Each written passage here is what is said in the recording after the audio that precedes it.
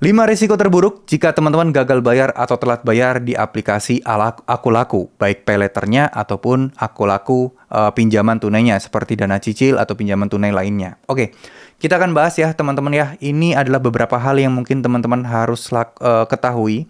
Bukan berarti untuk menakut-nakuti, tapi ya untuk antisipasi, berjaga-jaga, dan juga teman-teman tahu bagaimana cara menghadapinya. Ya, oke, langsung aja kita akan mulai. Yang pertama, udah pasti ada bunga yang terus berjalan, ada denda yang terus bergerak. Ya, ini udah pasti. Pertama kali kalian akan mendapatkan ini. Ya, pertama kali ini yang akan mungkin kelihatan, wah makin berat utang saya. Padahal teman-teman harus tahu bahwa denda kalian, hutang kalian yang terus bertambah ini maksimal 2 kali lipat lebih dikit aja. Ya, karena bunga dan denda tidak boleh melebihi hutang pokoknya. Oke? Clear ya, jadi ini bukan masalah lagi. Ya, karena kalian nggak boleh berpikiran bisa 5 kali lipat, bisa sampai 10 kali lipat, bisa nggak ke utang bertambah terus. Aman, ya, tenang, nggak usah panik. Nah, yang kedua, penagihan melalui telepon, melalui WA, melalui email, dan seterusnya. Ini panjang ceritanya. Bahkan sebelum kalian telat pun, banyak kan yang nelpon, apalagi setelah telat, itu akan banyak. Nah, ini termasuk resiko, ya. Ada sebagian yang menganggap ini resiko berat, ada sebagian yang menganggap apaan sih ini, tinggal ganti nomor, ya, tinggal diblok, beres. Tapi nggak semua orang bisa kayak gitu. Kalau ini kalian anggap berat, ya udah, ganti nomor bisa jadi alternatif, nggak usah diaktifkan dulu HP-nya, atau nggak usah dibaca, itu juga bisa jadi alternatif. Asal selama kalian bisa tenang, mental kalian terjaga, dan ya nggak stres atau nggak gelisah terus-menerus. Oke, karena itu bisa berbahaya bagi kesehatan, dan juga tentu saja bagi aktivitas keseharian kalian. Ya, jadi penagihan ini udah pasti.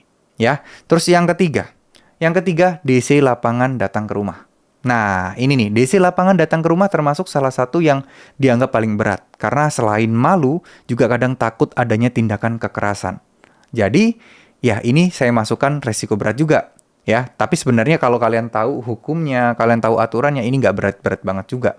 Mereka bekerja berdasarkan SOP, berdasarkan aturan, berdasarkan hukum legal yang berlaku. Mereka nggak boleh ini, nggak boleh itu, nggak boleh dan lain sebagainya. Ingat, DC nggak berhak memaksa kalian merampas uang kalian, nggak berhak.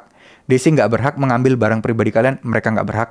DC juga nggak boleh berkata kasar kepada kalian dan melakukan tindakan kekerasan baik secara fisik maupun verbal.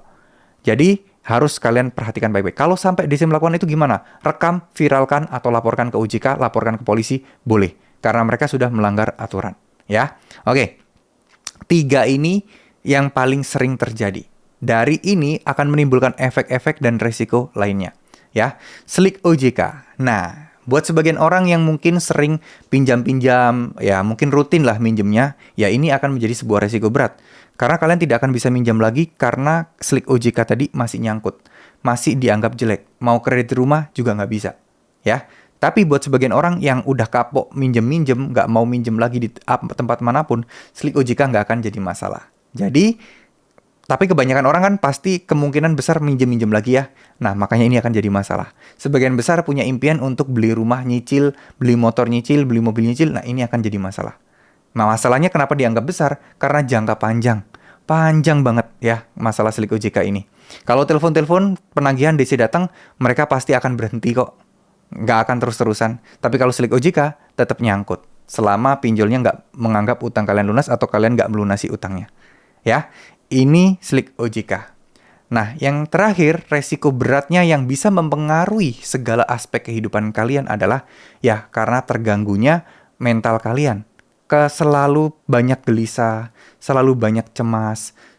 Ini kan kalau orang gelisah, orang cemas, itu bawaannya pengen tidur aja, bawaannya pengen males aja. Nanti ada masalah sedikit sama keluarga, bisa jadi masalah besar, bisa jadi ribut, dan lain sebagainya.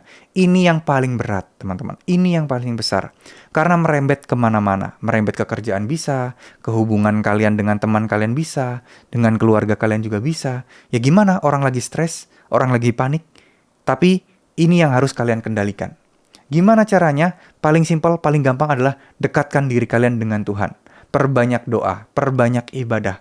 Pelan-pelan hati kalian akan tenang, dan perasaan pasrah, perasaan ikhlas itu akan muncul. Dan itu yang akan menolong kalian. Percaya sama saya. Ya, tetap semangat. Ya, tetap berjuang. Yakinlah bahwa ini akan berakhir. Masalah-masalah ini akan beres. Jangan pesimis. Ya, teruslah berdoa, terus minta pertolongan agar bisa teman-teman lepas dari kondisi seperti ini. Pasti akan terkabul doanya. Amin, amin ya rabbal alamin. Terima kasih. Wassalamualaikum warahmatullahi wabarakatuh.